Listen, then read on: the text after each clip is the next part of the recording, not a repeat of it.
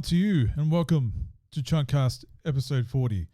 I am the king of this realm, Uncle Chunt, and I hope you're all being great ones to you and yours and each other. Before we begin, let's just get some of the preamble stuff out of the way.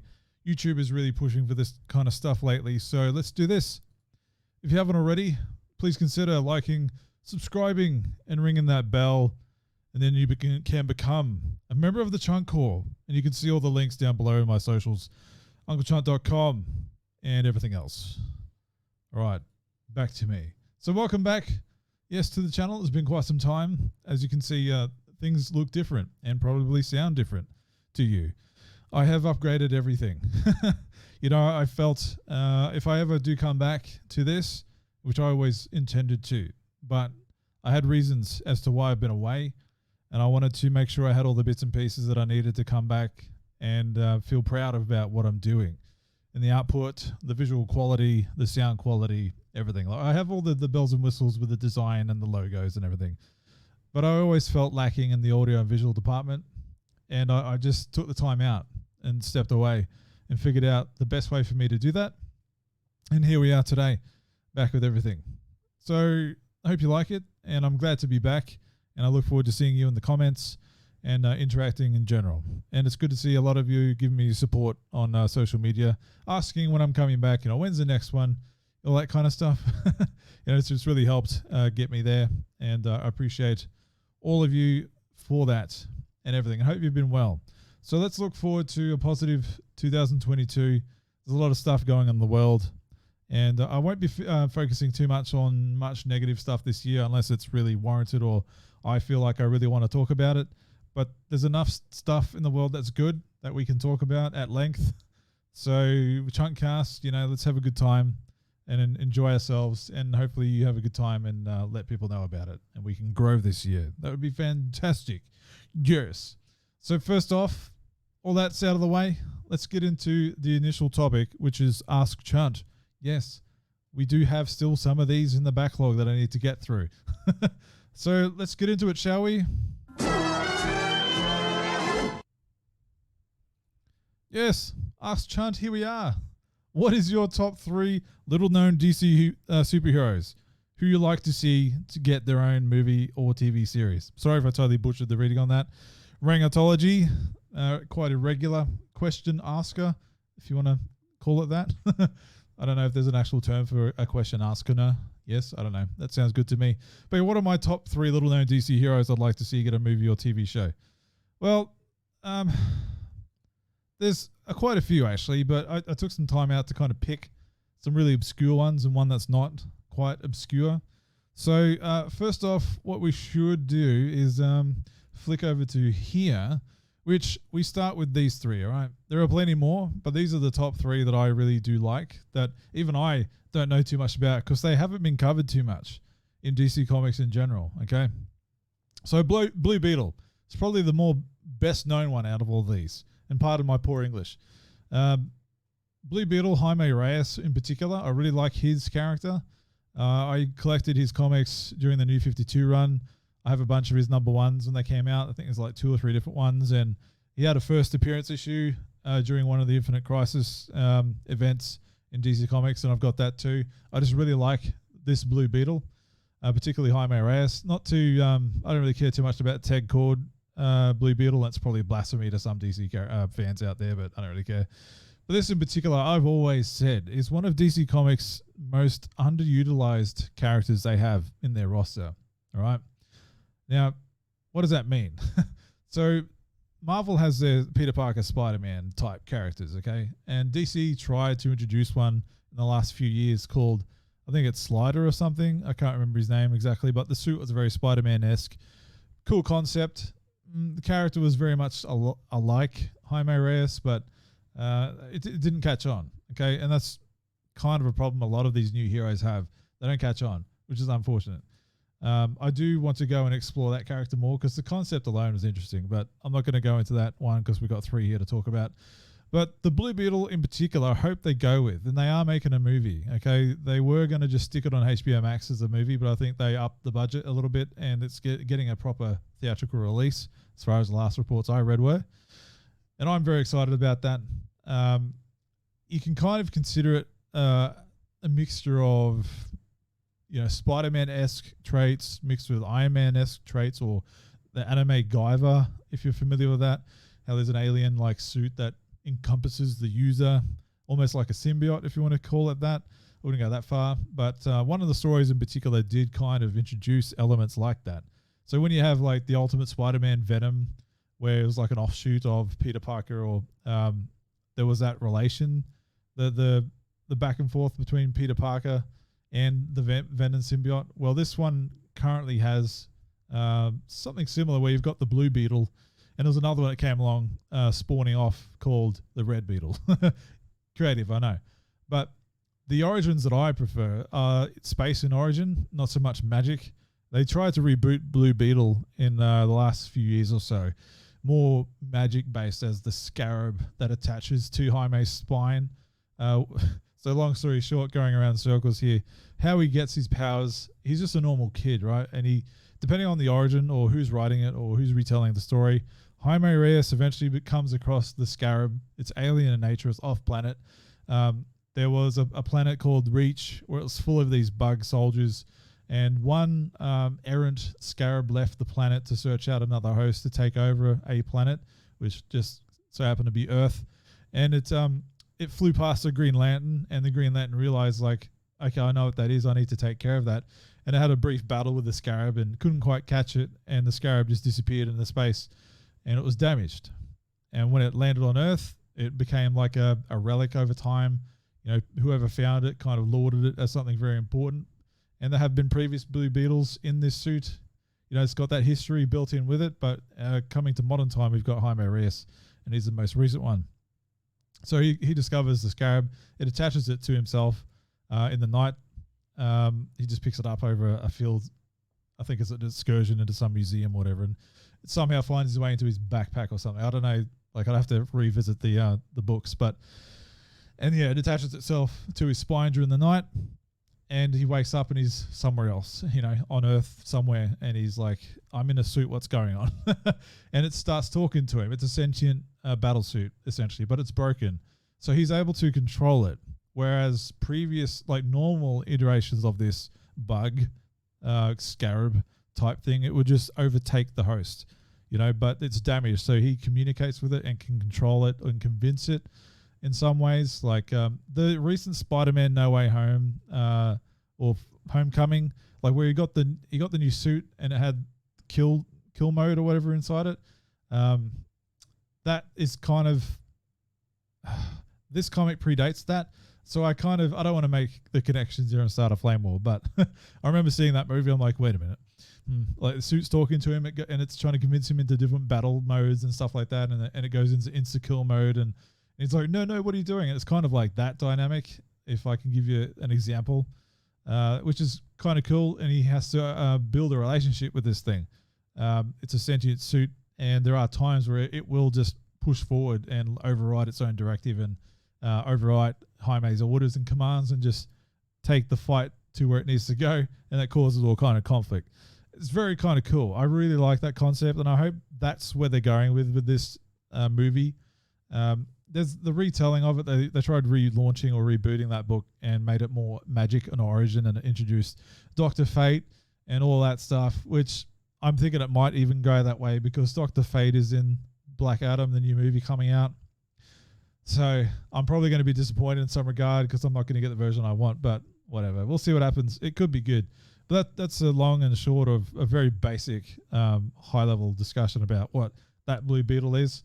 The other two I'm not going to give too much time on because there's not much to know. Aztec is the guy in the middle. I really like that character. I've got the trade paperback on my shelf back there. And this could go many ways. They also tried to relaunch this character in the books of Justice League of America a couple of years ago, which I've got the issue for, where they tried to, not issue 4, but the issue 4, in reintroducing the Aztec character. And it was a girl, a scientist, super smart, all that kind of stuff. And same kind of suit design, which is awesome. I loved that. It just didn't really go anywhere. It didn't leave the pages of that team, and that team was cancelled. Well, blah, blah, blah. which is disappointing. The power set is pretty interesting for that character. Can be kind of considered OP depending on the situation, but it's a high tech suit. There's ties to like Aztec gods and stuff like that in the background of this particular iteration of this character. The book that I've got, it was a bit heavy handed, a little boring in some parts, but there's so much potential there. And the book didn't do too well. It didn't really get its own conclusion before it was cancelled. They even tried to pump like Batman in the book to pay a visit to Aztec, or Aztec went to Gotham and to seek out Batman. They tried to do that. Like let's put Batman in the book to try and make this thing sell. It just didn't sell. I think the story, it probably could have been handled by someone else, but it is what it is. Anyway, very interesting character. If you're keen on this guy, just by looking at him, try and look into him. It's very interesting. The book itself doesn't really build too much on it, and I think it's part of the failure as to why it didn't really go anywhere, because the story itself just didn't really go anywhere, and it tried to be something else. Tried to put him in Gotham, tried to put him in Metropolis, tried to give him some gangs to defeat, but why is this guy with a super power suit fighting gangs? I don't know. He did eventually get interaction with the Justice League, and it was more kind of shoehorned in as far as let's try and get this guy to be a new thing. And it just didn't go. He even had an appearance in the Justice League animated cartoon as a deep cut character, which is kind of cool to see. I was like, oh, when I saw that, I was like, yeah, that's cool. And the other one here is, depending on the name and the origin, whatever has been told, but I've picked the iteration Commander Steel, alternatively known as Citizen Steel, depending on the origin. His power set, I can't really land on it because he's changed so much over the years. He's a very old school character.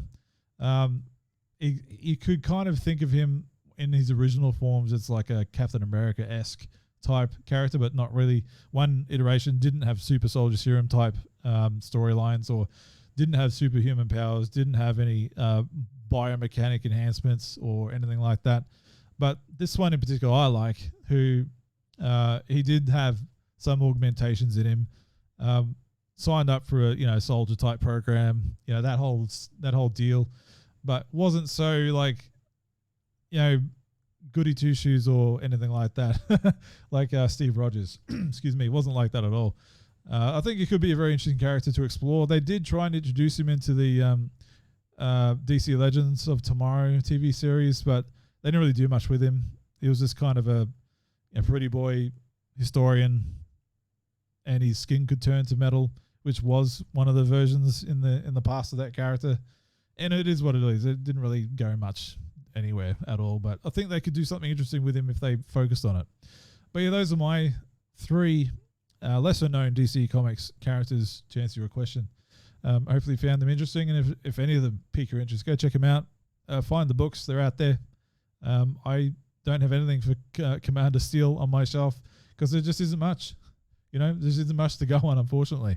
But we'll go into the next topic and keep moving along. But thanks for that. I've really enjoyed touching base on some lesser known DC characters and sticking back to when DC was good. Not to I don't want to shine too much of a light on current DC affairs because it's just a joke and a mess completely. So if I'm going to recommend you any stories or any characters, it's going to be anything from before 2016 or something. The last 5 or 6 years has been very rough and very bad for DC and Marvel. Yeah, no good stories whatsoever as far as I'm concerned. Anyway, moving on to the next topic, and this one's going to be a bit more fluffy, so to speak. Yes.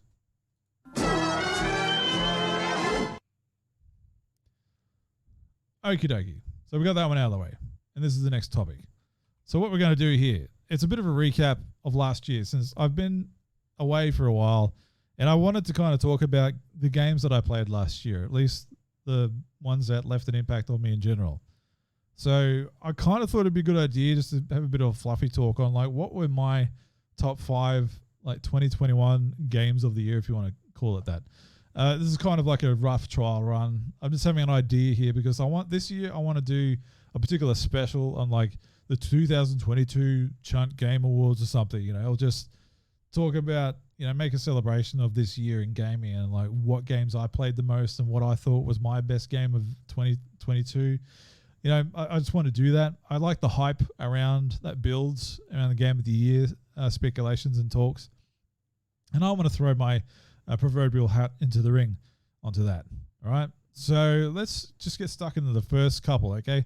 There's going to be 5. I selected 5 of my top games of last year that I actually played. Look, I'm sure there's going to be more that I could list on here, but I'm only talking about the ones I played. I have a massive backlog. Some games are like from 2020. All right. And some games like Assassin's Creed Valhalla, I haven't even gotten to yet. And I bought that at launch. All right. That's how my backlog is. It's insane. All right. So let's get right into this. The first couple of games here. Yes. Forza Horizon 5 and It Takes Two. Thoroughly enjoyable experiences. Now, I had the added benefit of playing both of these games with my fiance, and we played these games online together, and a lot of fun. Sarah's not too much of a race car driver or anything like that, or like I'm not a race car driver either, but not much of a fan of racing games in general, but I'm not really either. But this Forza series in particular has just, enraptured me. I love the Forza series. Everything about it is so welcoming and inviting and fun and bright. And it's just polished to hell.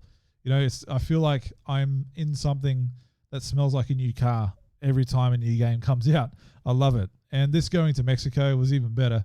So my fiance's from Mexico, and it was a nice kind of connection point for the two of us to play together and just cruise around the countryside of Mexico and see the sights and just get a feel for the country and the culture. Besides the car culture, the story mode, it's there. Some of the characters and the narration and like kind of stuff can be a bit egregious, and it gets a bit cheesy at times. It is what it is, but I thoroughly enjoy the series, and I played the hell out of Forza Horizon 3, which was set in Australia. Even when Forza Horizon 4 came out, I fell out of that. I felt it was a bit boring, and just went back to Forza Horizon 3. It didn't look as pretty, but it was more fun. But this was both. Like, this is both pretty. It's more pretty than both of them, and it's more fun, in my opinion. I got to the Hall of Fame. We both did, and a lot of fun. I've still got it installed. I boot it up every now and then, just have a quick spin, and I don't think it's going to leave my console until the next one comes out. So highly recommend that one. And It Takes Two is very similar kind of conversation there, except it's nothing to do with racing. But this actually won the Video Game Awards, like Jeff Keighley's awards night, Game of the Year. And everybody, even myself, was like, what? And I think there was a resounding like WTF out there with that game in particular, because no one expected it. There were so many other massive names and titles that launched in 2021. But because it won Game of the Year, my fiance and I thought, well, let's play it together, because it's co-op, online and couch co-op. And even if you're online, it's still split screen, because you can both see each other and what you're doing in the game, which helped a lot. The whole game is about, building that relationship together and working things out and getting through the level together, and, communicating without even saying anything. You get used to like how each other problem solves, and you just bounce off each other really well, and you help each other out even through the story. The whole story is about that. I don't want to spoil the experience too much for you just by telling it. I highly recommend, if you have a sibling or a partner or a friend, play it with someone. It's so much fun. Even if you're not in the same country, it still works. It still feels like one of those couch co-op experiences. Highly recommend the game. A lot of charm to it. The book character you can kind of see in the background is like, you love to hate him. He's a very, very frustrating character, but he is what he is. But otherwise, very charming experience. Some kind of feels moments, but a lot of cheese in it. But gameplay-wise, it's so varied. So varied. It's been a long time since I've played a game. It felt like a game you would expect from the PS2 era, of consoles, or 360 era of consoles, where like there were actually games that focused on gameplay experiences while carrying a story. And these days, it's all about live services and some narrative that's in there somewhere, but you don't have many memorable gameplay moments. Well, this has so many different game styles and gameplay elements in it that every new level you go in is fresh. You don't know what's coming next, and it's all intuitive. It's not like you have to relearn something all over again. It's so intuitive, and you pick it up without even realizing it. Like, game design is hands down so good in that game. and it's still a very pretty game as well. So it's on Game Pass if you have Game Pass Ultimate. Both of these games are. So give it a go. It's very, very good. Both of them. It's worth $15 for a month.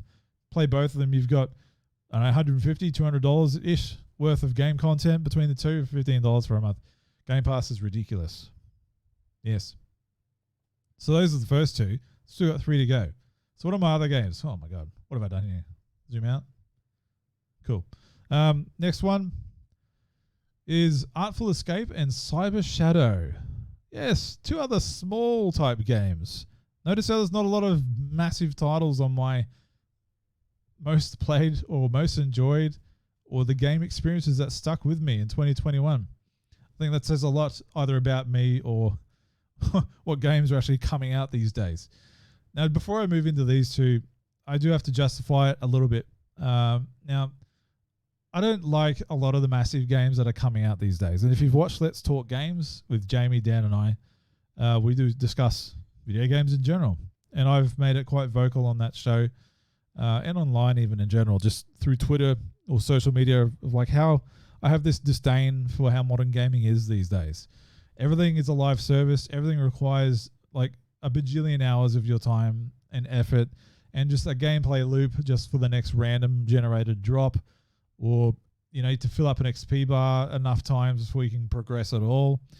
It's just a bit much when every game's asking for 50 to 100 hours of your time. So a lot of those games haven't made my list because last year I really just wanted to burn through some smaller experiences and just play video games.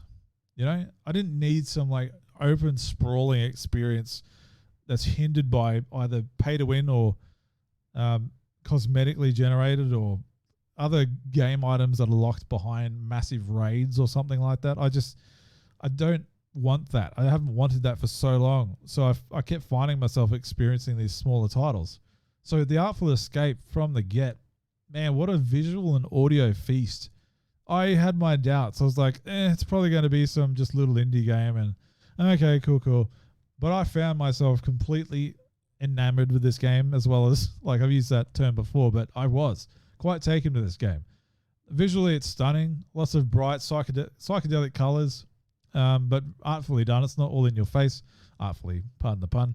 But the music element for it and the light shows and the storytelling and like the cosmic, amazing space opera journey of rock that you go on, like it's very cool. It's an unassuming game when you start.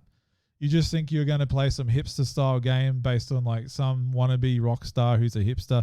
He doesn't know what he's doing and has daddy issues, but it becomes more than that the more you play. And I went away from it going, wow, that was awesome. And it stuck with me enough to go, yep, that was a very memorable experience and story. And I recommend that to anybody. It's also on Game Pass, I think, still. I very much recommend that game. Now, on the complete flip side here, Cyber Shadow is goddamn hard. It's goddamn hard.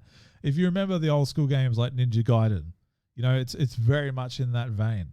But I felt myself wanting to progress in this game more than I thought.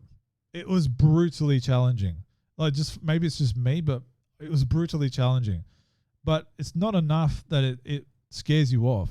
It's enough to go, I can do this. Like you have that feeling, we're like, just one more time, and that one more time becomes success. It's a bit of a life lesson in there. But the bosses have like little secrets or tricks that you eventually discover and can exploit, and they become super easy. But just getting to the bosses is a challenge enough. Like the level and enemy placements on the way are just enough to just brutalize you. And you have to the point where you need to memorize where all these things are just to get through it. But man, I love the visuals for it. The music was amazing. The character designs, I loved it. It felt very of the era, like 16-bit kind of 2D platformer, brutal kind of 8-bit style. And the animations that happen and cutscenes are all done in that 8-bit, 16-bit style as well. And I know there's a lot of games out there like that, but this one in particular just did it so goddamn well. Highly recommend that one. Okay. Now, we'll move on to the final game of my Game of the Year list. These aren't in any particular order except this last one. And you're probably going to be like, what? But that game is Super Mario 3D World plus Bowser's Fury. Now, you're probably thinking that's a Wii U title just with a bit of modern DLC on it, and you're right. But I didn't play it on the Wii U, and this is technically a 2021 title. Correct me if I'm wrong. But when I played it, man, I couldn't put it down. This is my all-time favorite Mario game. This one, with Bowser's Fury attached to it. And I was on the Sin Spacey's show for Nintendo Fest yesterday, as of time of this recording. And, we talked about it a lot, and I kept going back to this game as my touch point of, like, my favorite Mario or Nintendo game. I love it. Like, my 3D Mario World was fantastic. The cat suit alone was what got me through the door on this game. I'm like, oh my God, I have to have it. I have to. And I bought the Amiibos, the double pack for Mario and Peach cat suits. Couldn't resist. But the main game itself is spectacularly fun. Loved every minute of it. And then the Bowser's Fury expansion, man, it just ups the game again. And I haven't finished it yet. I really want to go back to Bowser's Fury and finish it. Loved it. If we get more of this Mario, I am up for it. Mario Odyssey is great, but I think it was a bit too much. What I liked more in this one was there was a world, there was separation. Like, you had levels in worlds and stuff like traditional Mario, but just upgraded, to modern times. Mario Odyssey too much. I didn't really like the massive sandbox to play in. I know it's a lot of people's preference, but not particularly for mine. As good as the game is, I 100%ed that game. But anyway, I digress, as a lot of people say, which I can't stand. I can't believe I just did that. But anyway, this game in particular, let me know if you've played it and if you've actually played the Bowser's Fury version of this on Nintendo Switch. Man, I love it. I'm trying to get through Skyward Sword so I can get back to this. Trying to work my backlog through. And Skyward Sword I'm going to be touching on later. But anyway, that's my top 5 games in no particular order except for this one. This is my number 1. Let me know in the comments below what your top 5 or your just one game of the year from 2021 is. I know we're a fair way into 2022 already. It's already February, but this is my first episode back, and I just want to talk about this because I didn't really get a chance to. Anywho, I look forward to your answers down below, and let's get stuck into the next topic. Yes.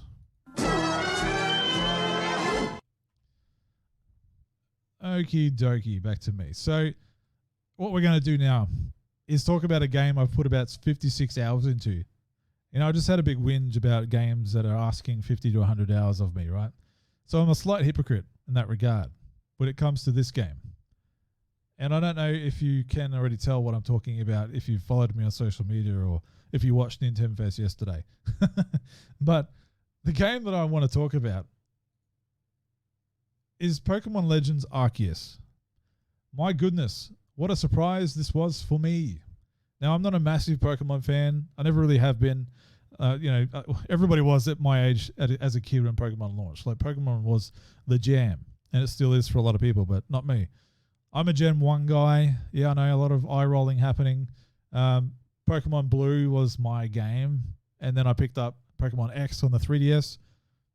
I picked up Pokemon Let's Go Pikachu on the Switch, and that's my Pokemon experience for the most part. Excuse me while I have a quick drink.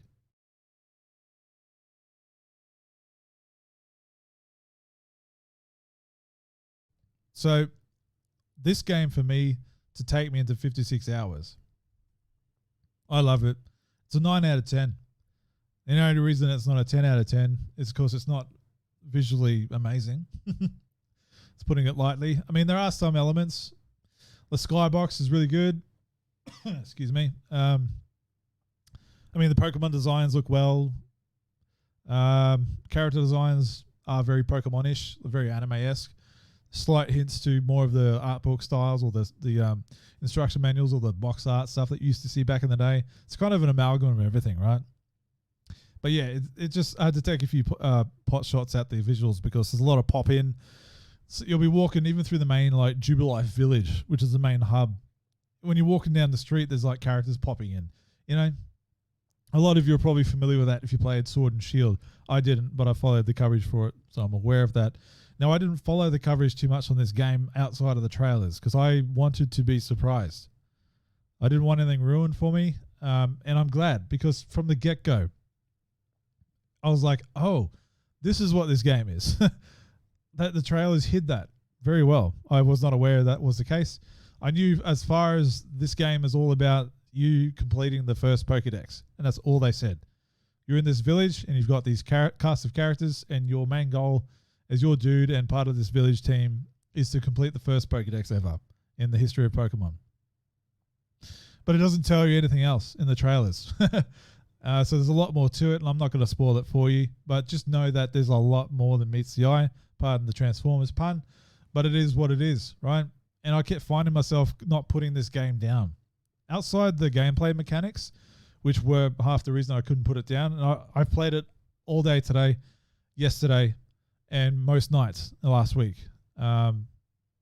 So my partner and I, my fiance and I, are going through this game together, and we keep trading Pokemon to each other. Like, oh, have you got this yet? No. And, oh, I do. And we'll just trade it. And stuff like that. It's been a lot of fun. I just plowed through the story, whereas she's focusing mostly on side stories until she gets stopped and has to progress the main storyline. So we're having two different experiences here, which is kind of cool. And we're both finding different Pokemon as we go. But I haven't felt overwhelmed by this game, which is like a credit to its design overall. Because previous Pokemon games, even the more modern ones, I'm like, there's just too much in it that I don't really care to get involved in. There's a lot of like sub-level heavy gameplay mechanics in there that if you really want to get into the like minutiae of it and the parts and particulars of the game design, there's a lot there. But I don't want that. This kind of scales it right back to basics, and I love that. You know, I think this is a very good access point for anyone that's either a lapsed Pokemon player or is interested and has never played a Pokemon game. This is great. And you can go through the whole game capturing Pokemon without even fighting them if you can sneak up on them well enough. You know, if you can work out that gameplay loop and figure out like, all right, what do I need to distract this Pokemon as like a berry or a fruit, or what can I distract it with? You throw it ahead and it'll have its back to you. And you can sneak up with it like with a smoke grenade or in the grass, and you can sneak up behind it and like lob like a heavy Pokeball at its back, and you'll get a bonus for doing that, and you have a higher chance of catching it. Like that whole thing is very appealing to me, and I didn't expect that to happen. But if you do get involved in combat itself is different. You don't disappear into like a mini void of a battleground and then, you know, appear back onto the world like other games. It just happens there and then on the field. It's great, and you can walk around and navigate the fight, you know, and see it at different angles. And even if you walk between the two Pokemon as they attack, you get hit. Like your dude can take damage and stuff. Really, really fun. I highly recommend this game to anyone. You know, anyone. Lot of fun. And I am compelled to complete the Pokedex. Well, not complete it, but at least catch one of every Pokemon so I can get the last quest done. I'm not going to complete the Pokedex. It's too much to ask. But I at least want to get to the final bit. And I'm almost there. I'm like 40 Pokemon away from 238 or something. Yeah. It's got me. And for this to do that to me, like I'm a hard ass when it comes to Pokemon games.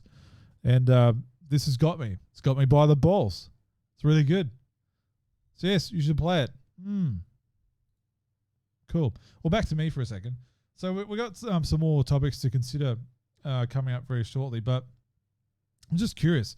I know there's so many Pokemon games out there. I just want to know, like, what would be your choice? Like, if you were telling me, like, well, if you really like Legends, or if you haven't played anything besides Blue and Let's Go Pikachu or something, what's a Pokemon game from history that you would recommend me? Like, I don't know, from Game Boy Advance, Leaf Green or something. I don't know. Or should I get Brilliant Diamond and Pearl because it ties in somewhat to this new game?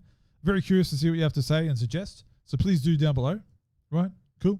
So the last topic we're talking about here is another kind of fluffy one that I want to really just touch on. Today's episode is just going to be an easy one. You know, there's a lot of stuff to talk about. It's happened in recent times, but I think you and I, like, we just, you know, have a quiet one. Have an easy one. Let's just roll back into the channel and roll back into the Chuntcast. Easiest way possible. With some new bells and whistles, I hope you've noticed. And let's just roll right in to the final topic of today.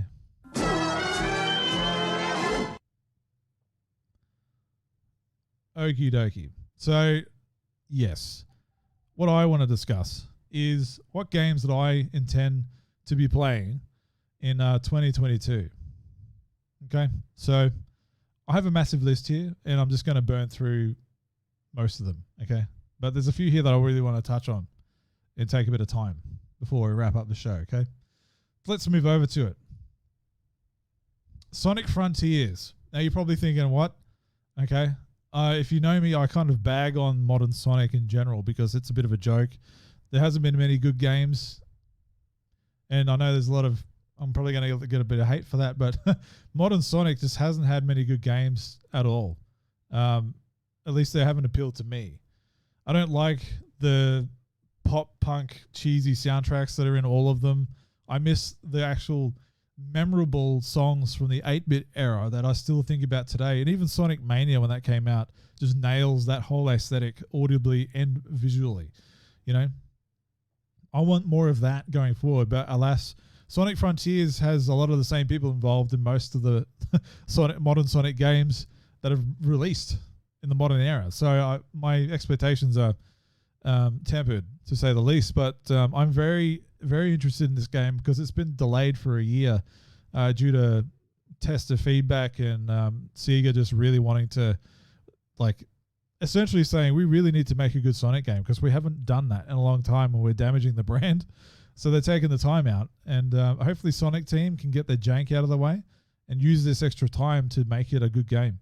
I wouldn't even say most of modern Sonic games are good. Most of them are just janky messes because they don't have a lot. The development time isn't long. They come out every 2 years or at least 1 or 2 years. That's not enough time. And this one itself has been in development for at least 2 already, so it's had more of a lead time than other ones. This is the most recently released wallpaper for Sonic Frontiers. So it gives you an example. It's going to have its own Breath of the Wild moment.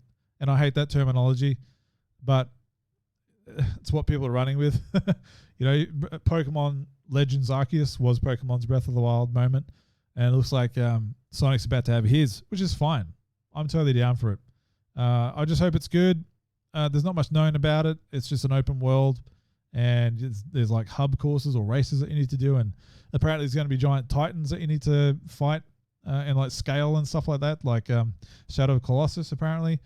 Very interested to see how that goes. But I'm looking forward to just cruising around at the speed of sound and through the levels and seeing what this game is all about. It comes out late 2022. So it's high on my list, but it's pretty far away. So hopefully they don't disappoint. Next up for me is coming out next month. I have never played a Kirby game. Never. But when the trailers came out for this, I was like, wow, yes, I will have that. Thank you very much. This looks very much up my alley. I mean, if I just talked about Super Mario 3D World and Bowser's Fury, I love Mario games. My Switch is my Mario console. That's all I really play on it is Mario games.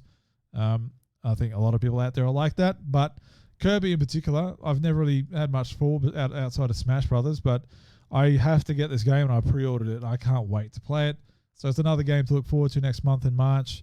I hope it's good. Again, I could be totally wrong. I know Kirby's a well-oiled machine at this point. It does what it does very simply. It's an accessible game franchise to get into, apparently, I hear. But again, if you're in the comments section, tell me, like, what's a Kirby game that I could probably jump into before this comes out that you can recommend? I have a Switch, so if it's not on that, out of luck. So just let me know. Is there something I should be playing? And then next up, Skyward Sword. Like I know it's a bit of a cheat one. 2022, it came out last year, the HD version, but I only just started playing it right this year. So for me, I'm going to put it in here because they're my rules. But I'm really enjoying this. I really am. I'm about halfway through, I think, and it's great. I've missed out on most of the Zelda games. So I played and never finished Ocarina of Time. Breath of the Wild is the only Zelda game I've played outside of that, and I finished that one. And I'm really enjoying this one. So much to the point that I want to go get a replica, life-size, Hyrule Shield and Sword, Master Sword and stuff. I'd love that. I really would. Anyway, ranting aside, it's a bit long. It's getting a bit long in the tooth for me, this one, but I'm going to finish it.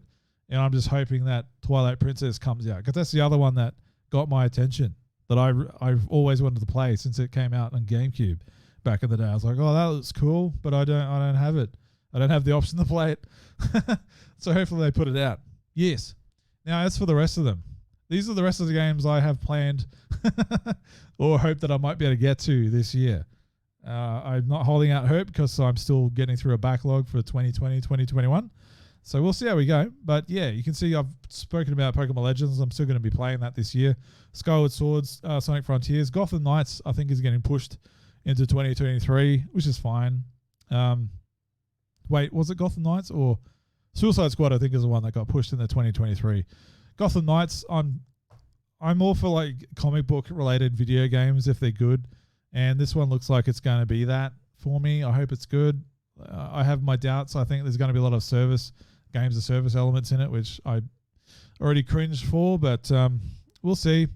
I really like that Gotham Arkham series. I really like it, so I want to go back into it. And we'll see how it is. Suicide Squad, if that comes out, I'll be up for it. I'm curious to see how they're going to do this. Like, I'm kind of over the Justice League being bad guys, but it is what it is.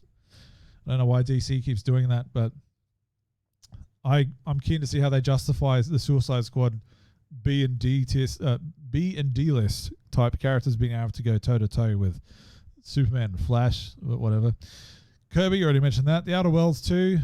I think I'm going to give that another go. I might go back to the Outer Worlds.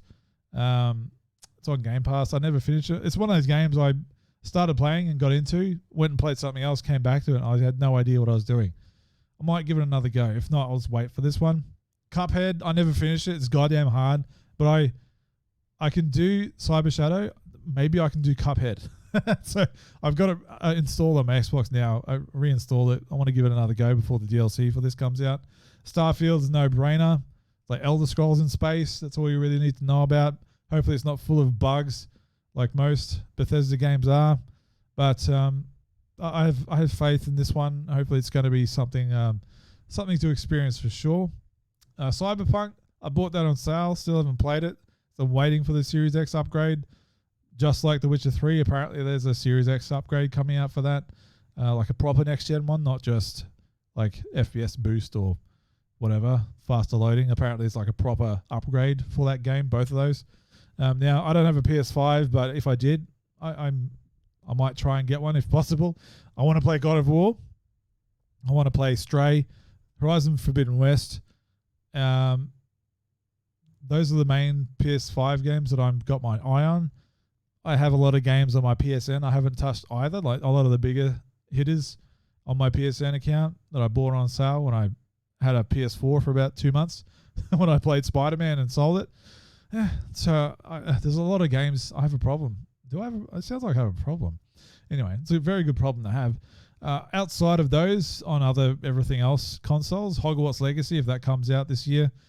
Teenage Mutant Ninja Turtles Shredder's Revenge is a massive callback game I can't wait to play, much like Turtles in Time from the SNES. Man, Shredder's Revenge can't come fast enough. I'm so keen for that game. Scorn, I'm going to shit my pants at every corner, but I think I'm going to enjoy it. And it's on Game Pass, so I don't need to like pay for it, so that's great. I want to give it a go. The H.R. Geiger inspired, it's heavily inspired. But just the horror elements of it and the gore and exploration and puzzles, it just looks interesting to me. I'm just fascinated by how that kind of a game will be. If I shit my pants too much, I'll just uninstall it. But Hellblade 2 Senua's Saga is the big one on there that I can't wait on Xbox to play. But yeah, that's my 22 list. Some lofty goals there. There's some big games on there that are going to take up a lot of hours. But there are a lot of games on there that are actual narrative gameplay experiences, which I can't wait to hook into. So yeah, that's my list. What about yours? Do you have a game list? Like, do you have a goal set this year for what games are you looking forward to playing this year or picking up? Tell me in the comments below. I'm interested to know. You might pick one that I have not heard of and I'll look into it, and I might even add it to my own list. Yes. Yeah, well, that's good. That's the last kind of topic. I know it's very fluffy and a lot of list talk and just discussing about things in general. Nothing heavy topics or news-related items. That can be next week. There's a lot of stuff happening, but I just really wanted to take it easy on this one, just have a good chat and just roll in. But yeah, so that's Chuntcast. What episode 40 did I say? Yeah, it's good to be back for 2022. I look forward to doing more of these every week, every Sunday. Yes, every Sunday, indeed. And I'm on my way out now. So just a little message on the way out. Like, besides going through all my socials and just like following me on Twitter and subscribing here and Instagram, all that kind of stuff, blah, blah, blah, all that kind of stuff. But in the meantime, while you're doing all that, or just in life in general, just be good to each other. Till all are one. And may the power protect you. And Skull, yes. Go out there and be good. Be good to yourself and each other, and look after everyone that you love, because life is too short and not everybody's going to be here forever. All right? Oh, and go play some games. Yes, go play games. All right. Thanks for sticking around for this long, and I hope to see you all next week. Take it easy.